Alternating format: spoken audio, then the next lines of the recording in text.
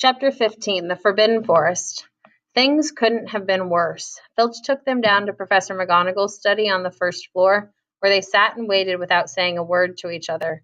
Hermione was trembling. Excuses, alibis, and wild cover-up stories chased each other around Harry's brain, each more feeble than the last.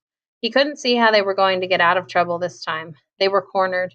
How could they have been so stupid as to forget the cloak? There was no reason on earth that Professor McGonagall would accept for them being out of bed and creeping around the school in the dead of night, let alone being up the tallest astronomy tower, which was out of bounds except for classes. Add Norbert and the invisibility cloak, and they might as well be packing their bags already. Had Harry thought that things couldn't have been worse? He was wrong. When Professor McGonagall appeared, she was leading Neville. "Harry," Neville burst out the moment he saw the other two. "I was trying to find you to warn you. I heard Malfoy saying he was going to catch you. He said you had a." Harry shook his head violently to shut Neville up, but Professor McGonagall had seen. She looked more likely to breathe fire than Norbert as she towered over the three of them. "I would never have believed it of any of you. Mr. Filch says you were up in the astronomy tower. It's 1 o'clock in the morning. Explain yourselves." It was the first time Hermione had ever failed to answer a teacher's question. She was staring at her slippers, as still as a statue. "I think I've got a good idea of what's been going on," said Professor McGonagall. "It doesn't take a genius to work it out. You fed Draco Malfoy some cock and bull story about a dragon trying to get him out of bed and into trouble. I've already caught him. I suppose you think it's funny that Longbottom here heard the story and believed it too." Harry caught Neville's eye and tried to tell him without words that this wasn't true, but Neville was looking stunned and hurt. Poor blundering Neville. Harry knew what it must have cost him to try and find them in the dark, to warn them. "I'm disgusted," said Professor McGonagall. "4 students out of bed in one night. I've never heard of such a thing before. You, Miss Granger, I thought you had more sense. As for you, Mr. Potter, I thought Gryffindor meant more to you than this. All 3 of you will receive detentions. Yes, you too, Mr. Longbottom. Nothing gives you the right to walk around school at night, especially these days. It's very dangerous. And 50 points will be taken from Gryffindor." 50, Harry gasped.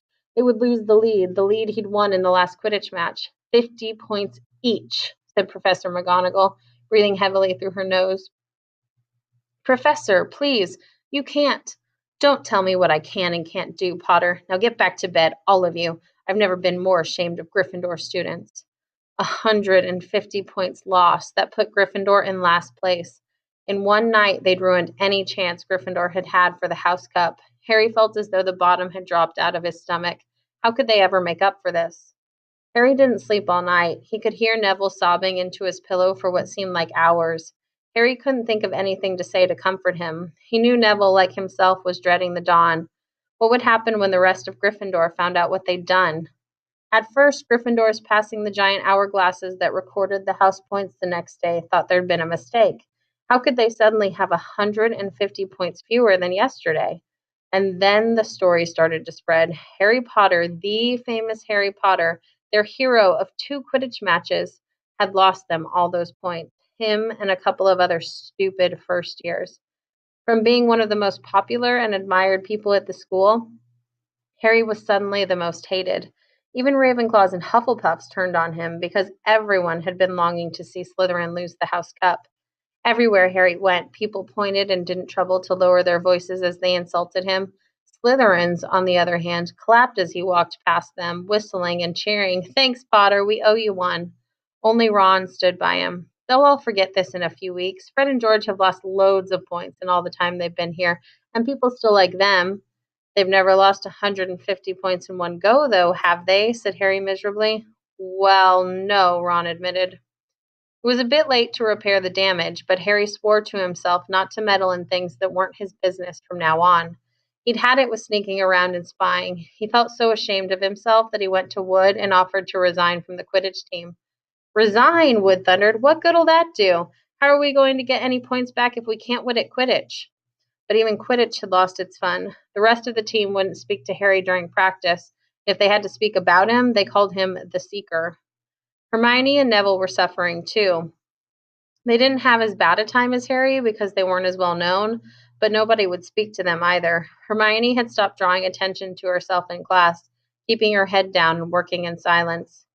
Harry was almost glad that the exams weren't far away. All the studying he had to do kept his mind off his misery.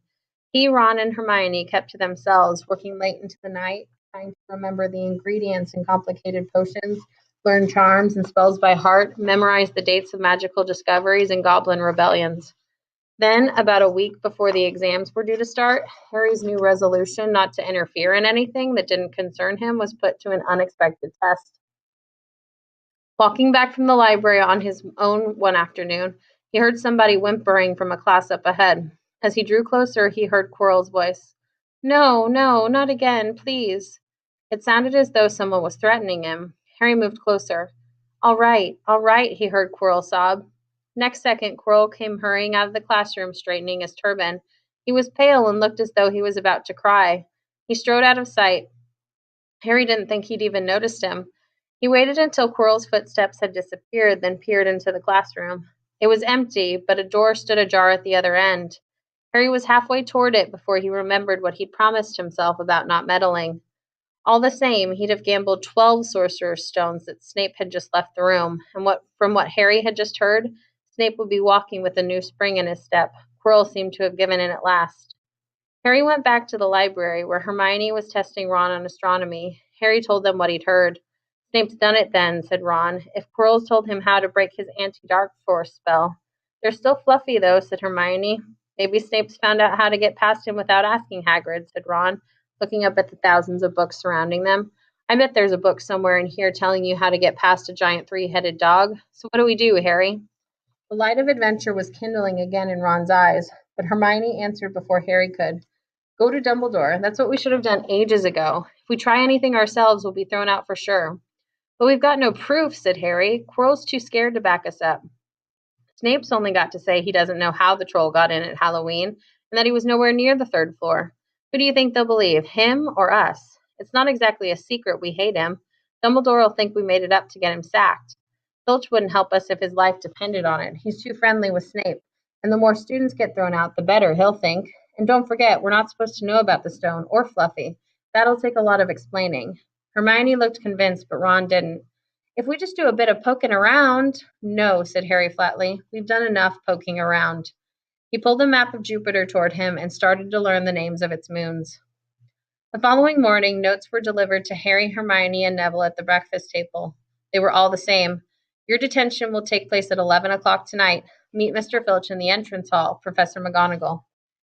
Harry had forgotten they still had detentions to do in the furor over the points they'd lost. He half expected Hermione to complain that this was a whole night of studying lost, but she didn't say a word. Like Harry, she felt they deserved what they'd got. At 11 o'clock that night, they said goodbye to Ron in the common room and went down to the entrance hall with Neville. Filch was already there, and so was Malfoy. Harry had also forgotten that Malfoy had gotten a detention, too. Follow me, said Filch, lighting a lamp and leading them outside. I bet you'll think twice about breaking a school rule again, won't you, eh? He said, leering at them. Oh, yes, hard work and pain are the best teachers, if you ask me. Just a pity they let the old punishments die out. Hang you by your wrist from the ceiling for a few days. I've got the chains still in my office. Keep 'em well oiled in case they're ever needed. Right, off we go, and don't think of running off now. It'll be worse for you if you do. They marched off across the dark grounds. Neville kept sniffing. Harry wondered what their punishment was going to be. It must be something really horrible, or Filch wouldn't be sounding so delighted. The moon was bright, but clouds scudding across it kept throwing them into darkness. Ahead, Harry could see the lighted windows of Hagrid's hut. Then they heard a distant shout.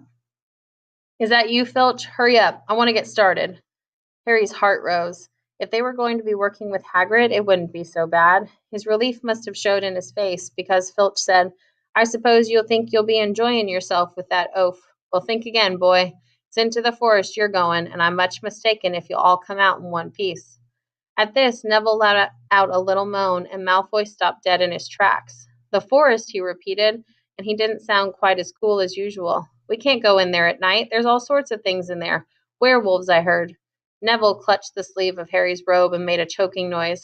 That's your problem, isn't it? Said Filch, his voice cracking with glee. Should have thought of them werewolves before you got in trouble, shouldn't you? Hagrid came striding toward them out of the dark, Fang at his heel. He was carrying his large crossbow, and a quiver of arrows hung over his shoulder. About time, he said. I've been waiting for half an hour already. All right, Harry? Hermione? I wouldn't be too friendly to them, Hagrid, said Filch coldly. They're here to be punished, after all.